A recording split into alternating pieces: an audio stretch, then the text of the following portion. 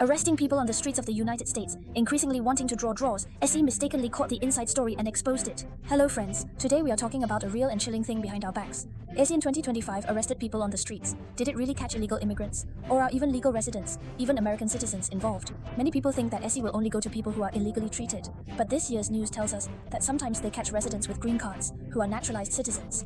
Some people were even raided at home, construction sites, and on the street, and they were escorted into the car without saying a word clearly. Here, little blue people, we are the focus, focusing on current events, life and analysis, in global regions such as the United States, Canada, and more. Before the video starts, please subscribe to us little blue people, comment on this video, like and forward.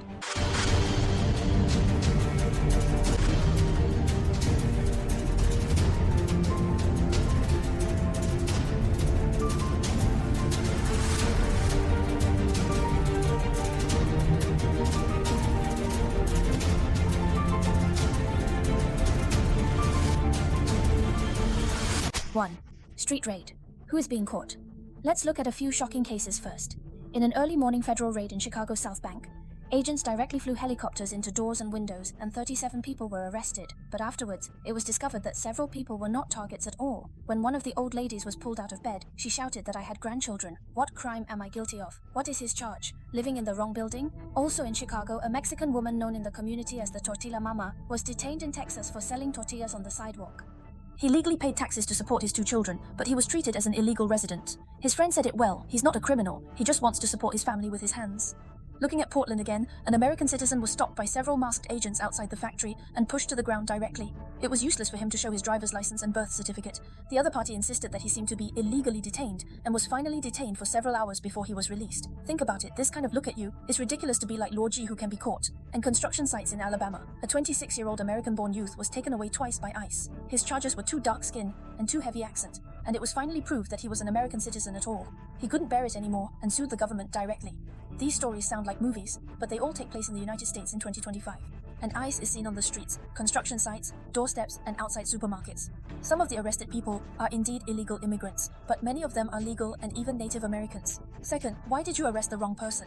The heart of the problem is that ICE's database system is not perfect. Some people's identity information has long been updated, but the system still shows that some green cards of non-citizens have just been renewed, and they have not been synchronized with federal records. There are even spelling mistakes and birthday mistakes, resulting in misjudgment. In addition, SE often uses targeted raids to cooperate with incidental detention strategies. That is to say, when installing target A, if the next BNC cannot get out the documents for a while, they may also be taken away for verification. It's called collateral arrest, which simply means taking it away. In action, this kind of incidentally arrested people are sometimes legal and sometimes innocent. As a result, the real target is not all found, but there are a lot of accidental mistakes. 3. What are the differences between the Biden and Trump eras? Some people say, didn't Biden relax after he took office? It is true that the Biden administration has emphasized focusing on cracking down on truly dangerous criminals, and they have asked ICE to prioritize tracking people with criminal records that threaten public safety. The policy of Trump's era was even more radical. At that time, the guiding principle was that anyone could be arrested as long as they had no legal status. As a result, the number of street-sweeping law enforcement soared, but the accuracy declined. After the Biden administration came to power, it did limit some extreme actions. But grassroots law enforcement has not always kept up, especially in 2025, when the political climate began to turn towards tough immigration policies. ICE on-the-spot raids returned. An interesting phenomenon is that while Biden spoke verbally of precise law enforcement, ICE detentions have not dropped significantly. On the contrary, under political pressure, many local staff members prefer to make mistakes rather than let them go in order to hand in their grades, which is one of the reasons why mistakes are constantly occurring. 4. The attitude of Lanzhou versus Hangzhou local government is completely different. The attitude of American states towards SE is simply different. Lanzhou states like California and New York are typical asylum states, and they have special laws that prohibit local police from cooperating with SE at will.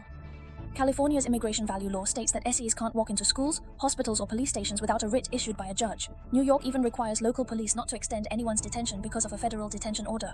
The purpose of these measures is to protect ordinary immigrants from fear. The police are responsible for public order, and the ICE is responsible for immigration. The two lines are separated, but in Hangzhou, the opposite is completely true.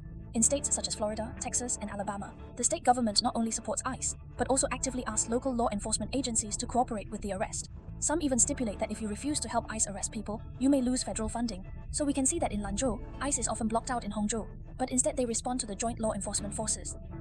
5. What do experts think?